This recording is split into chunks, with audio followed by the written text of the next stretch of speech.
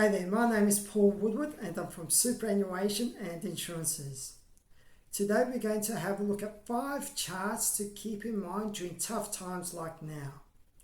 And this is a report that comes from Dr. Shane Oliver, who is Chief of Investment Strategy and Head Economist at AMP. Key points. Successful investing can be really difficult in times like now, with great uncertainty around inflation, interest rate, issues with global banks, and the risk of recession impacting the outlook of investment markets. These 5 charts focus on critical aspects of investing that are insightful during times of market stress. Chart 1. The power of compounding interest. The chart shows the value of $1 invested in various Australian assets in 1900, allowing for the reinvestment of dividends and interest along the way. That $1 would have grown to $246 invested in cash, to $997 if invested in bonds, and to $781,048 if invested in shares up until the end of February. While the average return since 1900 is double that in shares relative to bonds, the huge difference between the two of them comes down to compounding. That is when the returns of the investment are added to the investment in order to get returns for the next period. The key message is that in order to grow wealth, you have to have investments in things such as shares and property. Now, while shares and property have had a rough ride over the last 12 months because of interest rates, over the long term, they prove to be a better investment. Chart 2. Don't get blown away by cyclical swings. The trouble is that shares can have lots of and often severe setbacks along the way. But over the longer term, returns tend to be solid and relatively smooth. Since 1900 in Australia, if you take a 10-year period, roughly 2 years out of 10 will get a negative return. However, over a rolling period of 20 years, there have been no negative returns. The higher return shares get over a period of time relative to bonds and cash is to compensate those periodic setbacks that they have. The key message is that short-term, sometimes violent swings in the share market are a fact of life. However, over a long time horizon, you will likely meet your investment goals. Time is your friend. So when it comes to investing, it's best to invest for a long time frame.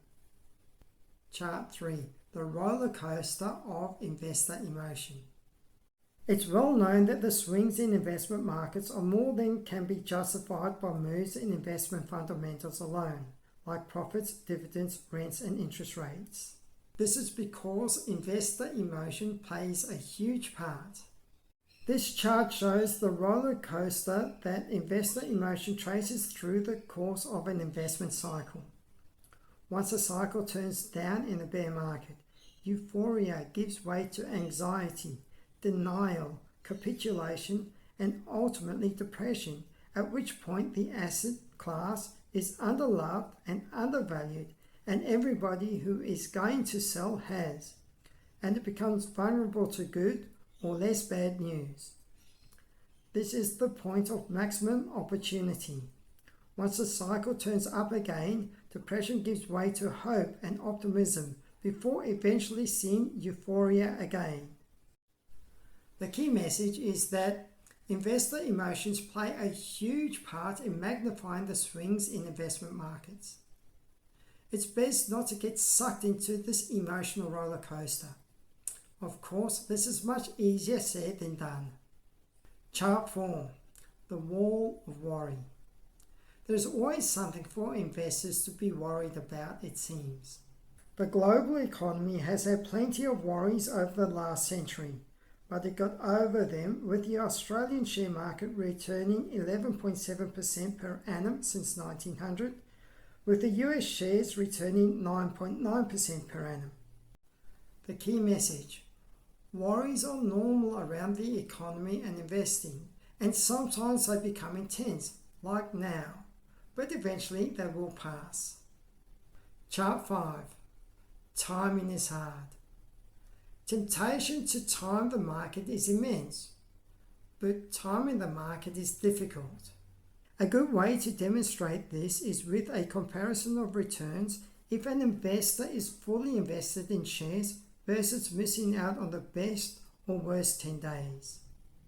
This chart shows that if you were fully invested in Australian shares from January 1995, you would have received 9.3% per annum.